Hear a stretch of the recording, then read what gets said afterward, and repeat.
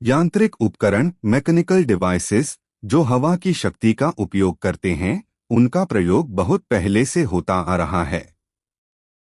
सबसे पहले प्राचीन फारस पर्शिया में 9वीं या 10वीं शताब्दी के आसपास इन्हें इस्तेमाल किया गया था। इसके बाद 17वीं शताब्दी में नेदरलैंड्स में पवनचक्की का सबसे उन्नत और आधुनिक रूप विकसित हुआ।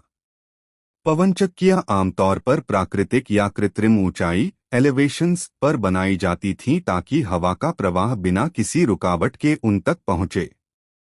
डच पवनचक्कियां लकड़ी, कच्ची ईंट, एडोबी, पक्की ईंट या पत्थर से बनाई जाती थीं।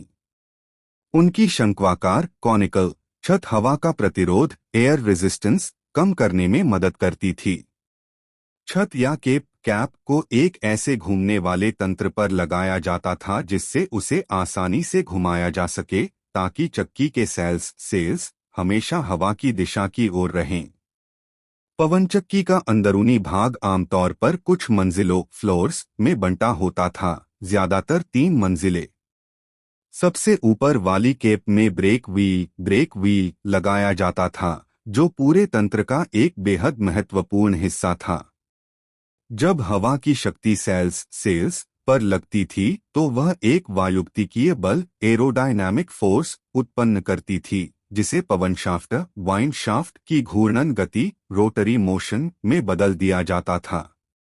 ब्रेक व्हील इस गति को अपराइट शाफ्ट तक पहुंचाता था। उपराइट शाफ्ट 3 धुरों एक्सल्स को चलाता था और ये धुरे ग्रेट स्पर व्हील और स्टोन नट्स के माध्यम से जुड़े रहते थे। यही धुरे मिलस्टोन्स को घुमाते थे, जिन्हें दूसरी मंजिल पर लगाया जाता था। इस मंजिल को स्टोन फ्लोर भी कहा जाता था। मिलस्टोन्स पवनचक्की का सबसे जरूरी हिस्सा थे क्योंकि इन्हीं की मदद से गेहूं या अन्य अनाज को पीसकर आटा बनाया जाता था।